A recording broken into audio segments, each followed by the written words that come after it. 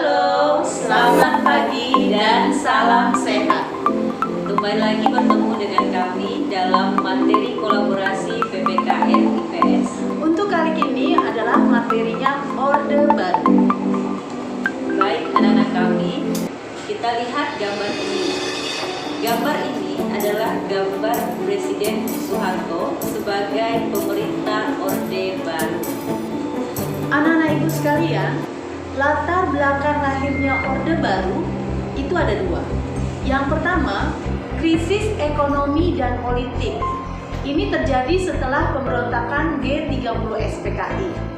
Yang kedua, lahirnya Tritura. Anak-anak ibu, pembahasan kita yang Orde Lama sudah ada, ibu akan ulangi. Lahirnya Tritura yang pertama, bubarkan PKI.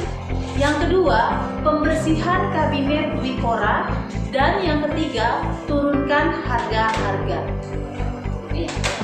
Pemerintahan Orde Baru itu ditandai dengan munculnya Super Semar. Super Semar itu adalah surat perintah 11 Maret oleh Presiden Soekarno kepada Soeharto. Nah, ini kita bisa melihat gambar dari Presiden Soekarno dan Soeharto.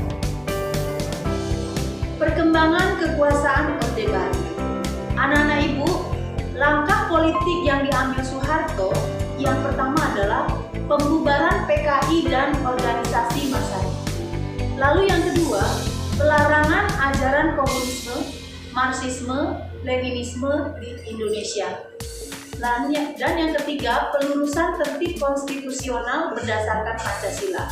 Anak-anak ibu ini lihat ada gambar arit dan palu. Ini adalah lambang komunis yang dulunya. Adapun kebijakan pemerintah Orde Baru, yang pertama itu adalah mengakhiri konfrontasi dengan Malaysia dengan kembali menjadi anggota PBB pada tanggal 28 September 1966. Ini juga dilakukan untuk mengembalikan kepercayaan internasional kepada Indonesia.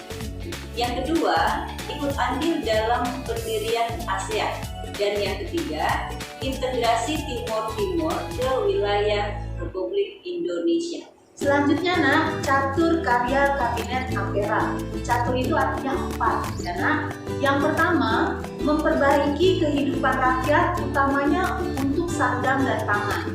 Lalu yang kedua, melaksanakan pemilu 5 Juli tahun 1968. Lalu melaksanakan politik luar negeri bebas aktif. Dan yang terakhir, melanjutkan perjuangan anti-imperialisme dan kolonialisme. Selanjutnya itu revolusi hijau. Revolusi hijau ini juga menjadi proyek utama pada masa Orde Baru. Hal ini dilakukan untuk memacu hasil produk pertanian dengan menerapkan teknologi modern. Nah, revolusi hijau dianggap sebagai jawaban akan tantangan ketersediaan pangan yang diprediksi akan terus meningkat. Maksudnya begini nak, kita membutuhkan pangan yang banyak, maka bahasanya atau motonya itu adalah revolusi hijau. Ibu lanjutkan, ciri-ciri pemerintahan Orde Baru. Ada 8 ciri-ciri pemerintahan Orde Baru. Yang pertama, pemerintah Orde Baru itu diktator dan otoriter. Diktator artinya bahwa kekuasaan itu terletak pada pemerintah itu. Namun di sini, walaupun diktator dan otoriter, tetapi kondisinya tetap kondusif atau aman, terkendali. Yang kedua, implementasi hak asasi manusia itu masih sangat terbatas dan masih marak terjadi pelanggaran HAM. Yang ketiga, Indonesia kembali menjadi anggota PBB. Yang keempat, pemilu itu hanya diikuti oleh 3 partai politik.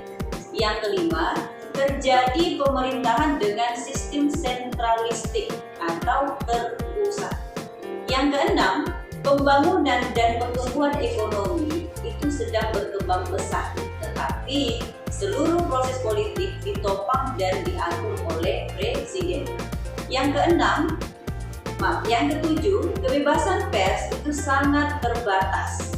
Ya, kebebasan pers sangat terbatas sehingga tindak korupsi terjadi di mana-mana. Dan yang kedelapan, kebijakan publik tidak transparan. kebijakan publik tidak transparan, dan tidak adanya kebebasan untuk berpendapat, sehingga terdapat kesan ideologi kita tertutup. Selanjutnya kita membahas kelebihan Orde Baru. Yang pertama, meningkatnya gross. Kelebihan Orde Baru, meningkatnya GDP atau pendapatan per kapita Indonesia. Program keluarga berencana yang tidak dilakukan pada masa Orde Baru berhasil diimplementasikan pada masa Orde Baru ini. Lalu yang kedua, semakin banyak orang yang bisa membaca sehingga tingkat pengangguran menurun. Lalu yang ketiga, kebutuhan pangan semakin tercukupi. Itulah yang tadi kita bahas tentang revolusi hijau. Yang keempat, keamanan dalam negeri semakin meningkat. Yang kelima, ada gerakan wajib belajar dan gerakan nasional orang tua asuh. Ini sukses dilaksanakan pada masa Orde Baru. Lalu Indonesia mulai membuka peluang investasi bagi investor asing sehingga menerima banyak dana dari luar negeri. Nah, dana-dana yang didapat dari luar negeri itu untuk membangun Indonesia juga. Yang terakhir adalah BPLITA, rencana pembangunan 5 tahun yang juga sukses dilaksanakan di masa Orde Baru. Baik, Ibu lanjutkan. Jika tadi kekurangan dari kelebihan Orde Baru itu ada 7. Nah, sekarang kita sampai kepada kekurangan Orde Baru. Kekurangan Orde Baru. Yang pertama, kasus KKN yang marak terjadi, ya. Jadi korupsi, nepotisme itu merajalela di masa Orde Baru. Yang kedua, pembangunan tidak merata, ya. Jadi tadi dia sentralistik. Jadi pembangunan itu hanya terjadi di pusat saja.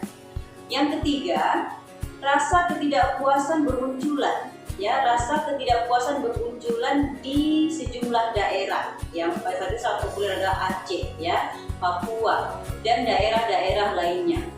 Yang keempat, tidak ada tanda-tanda pergantian atau penurunan kekuasaan presiden, ya. Ini sangat jelas terlihat 32 tahun pemerintahan Orde Baru. Yang kelima, hak asasi manusia masih belum diperhatikan dengan benar. Ya, hak asasi manusia itu belum diperhatikan dengan benar. Dan kekerasan banyak digunakan sebagai solusi penyelesaian permasalahan. Nah, sebagai contohnya adalah adanya operasi rahasia Petrus atau penembakan misterius. Ini biasanya terjadi bagi masyarakat yang tidak mendukung kebijakan pemerintah. Yang keenam, kebebasan pers sangat terbatas. Ini tadi terlihat hanya ada 3 partai politik di Indonesia. Karena Indonesia adalah negara yang luas dengan jumlah penduduk yang banyak. Yang ketujuh, kebebasan berpendapat masih sangat terkekang. Jadi tidak ada kebebasan berpendapat. Tadi saya katakan apalagi itu jika tidak sepaham dengan pemerintah. Dan yang terakhir, terdapat kesenjangan sosial bagi si kaya dan si miskin. Jadi yang kaya itu semakin kaya, yang miskin itu semakin miskin. Inilah beberapa kekurangan pemerintah Orde Baru. Nah, demikianlah materi kita. Meskipun ini adalah kolaborasi antara IPS dan PPKN, tetapi tugasnya masing-masing.